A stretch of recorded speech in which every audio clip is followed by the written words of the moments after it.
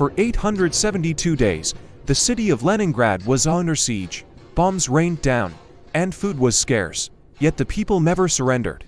This is the story of one of the longest and most brutal sieges in history, the Siege of Leningrad.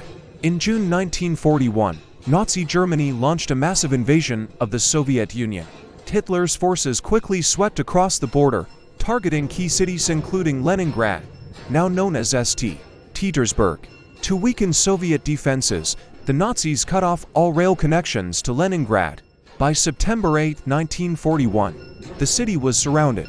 The siege had begun. For nearly 900 days, the Nazis relentlessly bombed and shelled Leningrad. The city was in ruins, and resources ran dangerously low.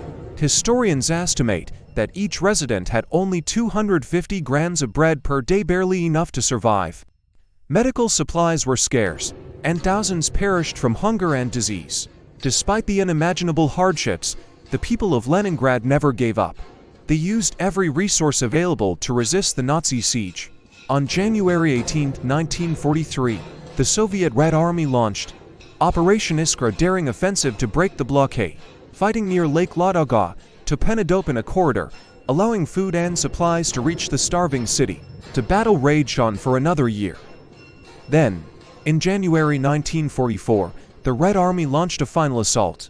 After months of fierce fighting, the Nazis were driven out, and the siege was finally over. The Siege of Leningrad became a symbol of Soviet resilience and courage. More than 1 million lives were lost, but the city never fell.